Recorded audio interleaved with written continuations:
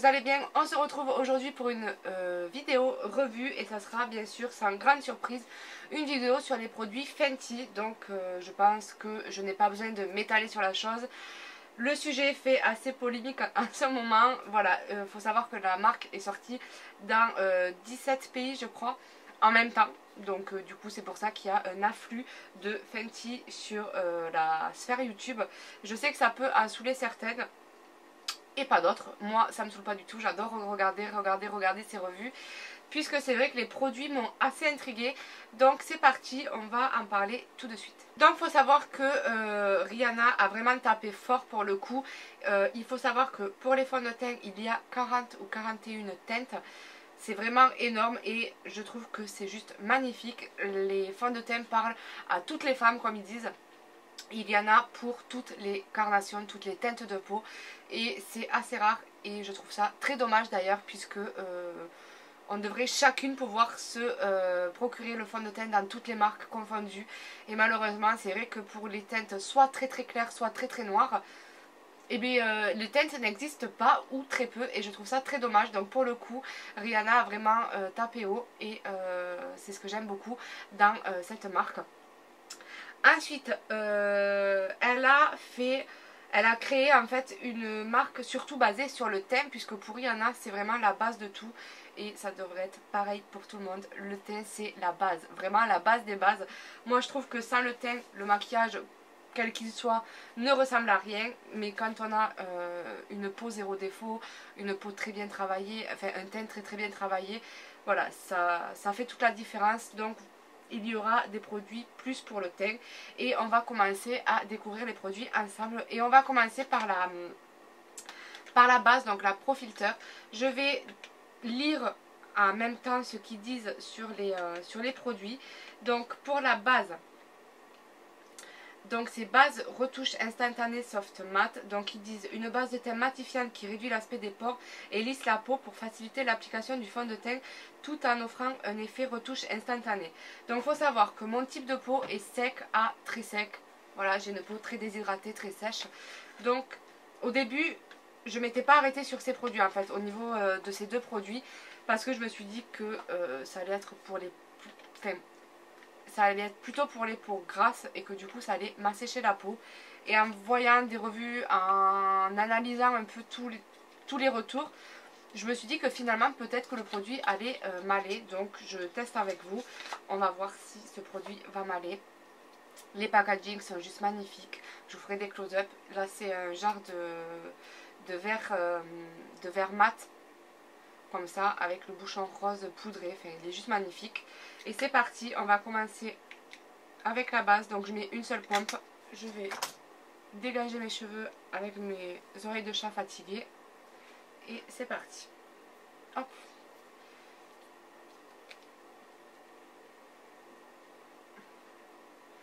Au niveau du résultat, elle est lumineuse mais sans trop être, vous savez, comme les bases BK ou les choses très lumineuses. Non, elle est quand même assez discrète et on va voir si ça m'assèche la peau. Pour le moment j'ai pas l'impression, donc on verra. Ensuite au niveau du fond de teint, donc il se présente comme ceci. Les packaging sont super jolis je trouve. Donc là c'est le fond de teint que j'ai en teinte 260. Donc pour vous parler un peu du fond de teint, je suis passée 3 fois devant avant de me décider à l'acheter, parce que pour moi il allait être mat et donc plus adapté aux peaux mixtes à grasse. Et je me suis dit que j'allais pas mettre encore des sous dans un fond de teint qui n'allait pas m'aller. Mais en voyant plusieurs revues, je me suis rendu compte qu'en fait le fond de teint allait à tout le monde, assez bizarrement. Et du coup je me suis décidée à l'acheter et on va voir ensemble. Donc au niveau du fond de teint, ils disent dessus, donc je vais retrouver. Hop. Donc ils disent: disponible en 40 teintes, le fond de teint longue tenue apporte instantanément un fini mat sur une peau lisse et sans pores. Avec sa formule sans huile, ce fond de teint a été spécialement conçu pour résister à l'humidité et à la transpiration tout en n'obstruant pas les pores. Les packaging sont vraiment très jolis je trouve. Ils sont assez soft mais ils sont très jolis, j'aime beaucoup. Donc pour le fond de teint, le capuchon est blanc. Et alors l'éponge, je peux vous dire que je m'en suis servie avec d'autres fonds de teint et d'autres correcteurs et elle est juste canon. Allez-y, foncez, achetez l'éponge si vous avez pas flasher sur les produits, flasher au moins sur l'éponge, elle est vraiment géniale. Par contre, avant de la mettre partout, j'ai vu qu'il séchait assez rapidement, donc on va faire un côté à l'éponge et un côté au pinceau, puisqu'apparemment, que ça soit avec l'un ou avec l'autre, pardon, le fini est canon. Donc c'est parti, je vais d'abord faire ce côté. C'est impressionnant, le peu de fond de teint que j'ai mis, vous voyez la différence. Vous voyez vraiment la différence. Le résultat est juste canon. Le cerne est quand même pratiquement caché, même si on le voit encore. Je le vois au retour écran. On voit vraiment la différence. Enfin moi au retour écran je vois vraiment la différence. Et donc pour l'autre côté je vais l'appliquer avec un pinceau donc de chez Real Technique. Et tout est effacé donc je ne sais même plus lequel c'est. Et c'est parti, j'y vais en tapotant. Il est vraiment très très facile à appliquer. Super agréable. Il n'y a pas... je sais pas comment expliquer. On dirait qu'il y a zéro effet matière en fait. Ouais, je préfère le résultat à l'éponge, même si au pinceau c'est très très bien. Mais là, avec les cernes et tout que j'ai, il me faut quelque chose de très très couvrant. Parce que là, la fatigue est au summum. Voilà. Et ensuite, on va passer à ce kit. Donc c'est le kit numéro médium, numéro 200, pardon. Je l'ai déjà essayé, donc ça va pas être une découverte pour moi. Et c'est vraiment l'achat dont je suis vraiment le plus déçue. Limite j'aurais pas dû, je m'en doutais. Et voilà, je l'ai quand même pris. Donc c'est un kit de correcteur, bronzer et blush ou highlighter. Moi je trouve que c'est plutôt blush pour ma carnation. Et en fait, donc pour tout vous dire, je dis pas qu'ils sont nuls. J'aime beaucoup, donc si vous voulez faire du contouring, le mocha ou autre contouring ira très très bien. Ils sont très très bien à l'application. Mais alors le correcteur, il ne camoufle rien du tout. Et moi avec les cernes que j'ai en ce moment, il me faut vraiment du costaud. Donc voilà, je ne vais pas l'utiliser aujourd'hui parce que sinon je vais pas aimer mon teint et c'est pas le but. Mais je vais bien sûr utiliser le blush ou highlighter et le bronzer. Mais je vais utiliser un autre correcteur. Pour le correcteur, je vais utiliser le Bare Minerals. Il est vraiment génial ce correcteur. Il est vraiment super. Donc je l'applique, il en faut tellement peu. Et le correcteur je l'ai en teinte médium. Voilà, pour celles qui se demandent, je l'ai en teinte médium. Ensuite au niveau du bronzer je vais utiliser la teinte mocha. Donc le contouring c'est pas ce que je fais tout le temps, mais là c'était vraiment pour la vidéo. Et donc voilà, au niveau du bronzer il est très très bien. Mais je dois vous avouer qu'on peut en trouver ailleurs. Donc c'est pas vraiment le truc où je vous dirais il faut vraiment l'acheter. Non, pas du tout. Voilà, les correcteurs stick en général comme ça on peut les trouver un peu partout. Par contre je vais quand même poudrer mon correcteur et je vais utiliser ma poudre RCMA. Faudra vraiment que je vous fasse une revue sur mes poudres parce que j'ai vraiment des bons plans, des poudres vraiment pas chères qui sont géniales et dont on ne parle pas beaucoup et c'est dommage. Le fond de teint n'a vraiment pas besoin d'être poudré, il est sec, on dirait que j'ai déjà mis de la poudre. C'est waouh, je suis très contente. Ensuite, au niveau du blush, donc je vais appliquer le blush qui est vendu avec le Trippin. Je le découvre pas, pour tout vous avouer, je le découvre pas. Mais mon avis c'est qu'il est très discret, mais il est très joli quand même. Voilà. Au niveau de tous ces sticks, je pense que vous l'avez déjà vu dans les revues, mais ils sont aimantés en fait. Donc je trouve ça très pratique et très très bien par contre si vous voulez amener en voyage. Par contre, je répète, je dis pas que le correcteur est nul. Si vraiment vous avez un teint assez peu marqué au niveau du cerne, je peux vous conseiller ce stick. Par contre, si vous avez le cerne très marqué comme moi, c'est vraiment quelque chose que je vous déconseille. Surtout quand vous êtes très fatigué et que vous avez le cerne très très marqué. Mais sinon, je dis pas que les produits sont nuls. Loin de là. Et ensuite, on va parler vraiment des produits qui m'ont tapé directement dans l'œil. C'est les highlighters poudre qui sont juste méga géniaux, mais vraiment très très jolis.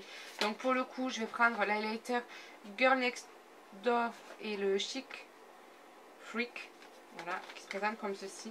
Donc j'ai pris des highlighters dans les tons un peu dorés, dans les tons rosés et plus dans les tons vieux rose mais un peu plus soutenus. Non mais regardez-moi ces couleurs juste trop belles. Donc je vous ferai des close-up mais elles sont juste magnifiques. Et pour le coup je vais utiliser, je sais pas laquelle. Ah, si, je vais utiliser la Chic Freak qui est un rose doré, juste trop beau. Donc c'est parti. Je sais pas si on va le voir. Il est canon. Canon de chez Canon. Donc voilà pour celui-ci. Et en fait, on va me dire, mais pourquoi t'as pris des teintes hyper foncées, etc. Ben, tout simplement pour m'en servir en tant que fard à paupières. Puisque moi, j'ai toujours plusieurs utilisations des produits. Et là, je voulais vraiment l'utiliser en tant qu'highlighter pour avoir quelque chose de très lumineux pour le coup. Et je vais vous montrer. Vous allez me dire, ah oui, ça, tu peux pas t'en servir en tant que highlighter. Ça serait beaucoup trop foncé. Donc, il s'agit du Ginger Binge et du Moscow Mule. Mais les couleurs sont juste trop belles. Mais vraiment trop belles. Je sais pas si on va bien le voir. J'ai l'impression que oui. Mais canon. Voilà. Donc pour le coup, je voulais utiliser la couleur très foncée pour la mettre en tant que fard à paupières. En fait, tout simplement, c'est juste trop beau. C'est juste trop beau. J'aime beaucoup. Et ensuite, je vais prendre un pinceau un peu plus fluffy pour le coup. Et je vais prendre la couleur un peu plus claire et je vais vraiment venir estomper en fait. Voilà, je vais légèrement remonter pour estomper la matière pour pas qu'il y ait un effet trop marqué. Voilà, donc comme ceci. Et je vais venir faire pareil bien sûr en ras de cils. Donc je reprends mon pinceau, je prends la couleur la plus foncée.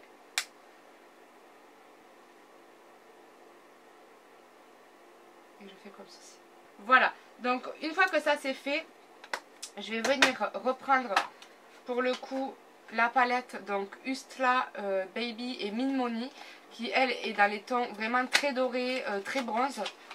Hop, donc qui se présente comme ceci, donc qui est vraiment très clair.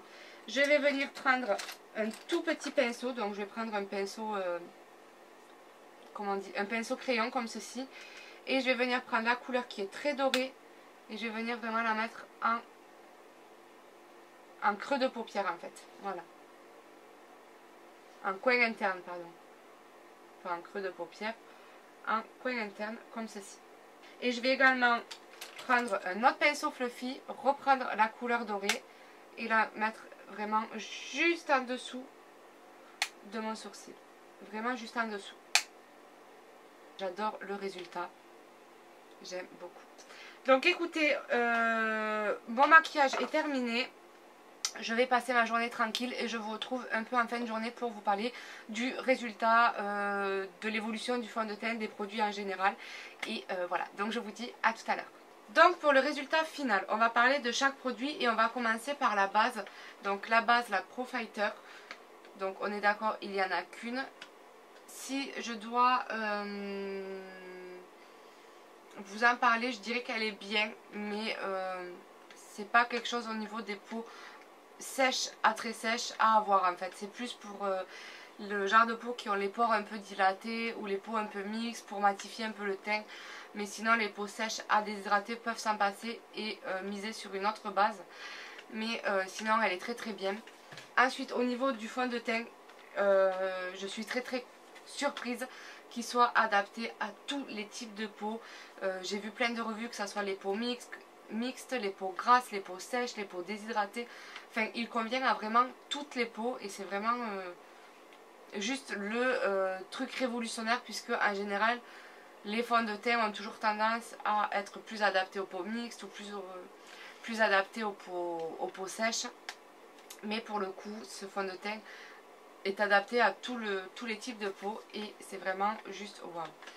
Ensuite au niveau du trio, donc ça j'en suis un peu moins fan, c'est pas quelque chose que je recommanderais d'acheter vraiment à tout prix, etc. Pas du tout.